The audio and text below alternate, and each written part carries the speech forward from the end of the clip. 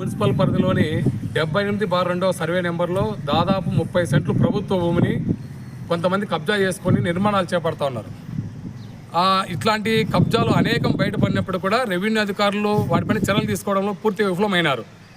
గత ప్రభుత్వంలో అట్లా వివరించినారు. ఇప్పుడు ప్రభుత్వం మారినప్పుడు కూడా ప్రభుత్వ భూముల వద్ద రక్షణ కరువైంది. ఎవరు అధికారంలో ఉన్నా ప్రభుత్వ భూముల్ని కబ్జా చేసుకోవడం అనేది ఆనవాయితీగా మారిపోయింది. అంటే కోట్ల రూపాయలు విలువ చేసే భూమి అది కూడా. ఏదో పేదవానికి సెంటు స్థలం ఇవ్వాలంటే 1,00,000 కొర్రీలు పెట్టే రెవెన్యూ అధికారులకి వాళ్ళ అప్లికేషన్లో 1కి 16 సార్లు గ్రౌండ్ లెవెల్లో పోయి సర్వే చేసి వాళ్ళు పేదోళ్ళ కాదా అని తేల్చి పట్టాలు ఇస్తామని చెప్పే అధికారులకి పట్టణానికి దగ్గరగా టిట్కో ఇళ్ళ పక్కన దాదాపు 30 సెంట్ల ప్రభుత్వ భూమిని నిర్మాణాలుగా చేపట్టి వాటిని కబ్జా చేసుకుంటా ఉంటే ఎందుకని అధికారులు వారిపై చర్యలు తీసుకోవడం లేదు? అంటే రెవెన్యూ అధికారుల యొక్క హస్తం కూడా ఇట్లాంటి కబ్జాల వెనక ఉందా అని చెప్పి అనుమానం వస్తూ ఉంది. అందుకనే ఈ రెవెన్యూ అధికారులు మేము డిమాండ్ చేస్తున్నాం, ఇప్పటికైనా సరే అధికారులు తక్షణమే ఎక్కడైతే ప్రభుత్వ భూములు కబ్జాలు చేసుకుంటా ఉన్నారో అట్లాంటి వాటిపై చర్యలు తీసుకోవాలి.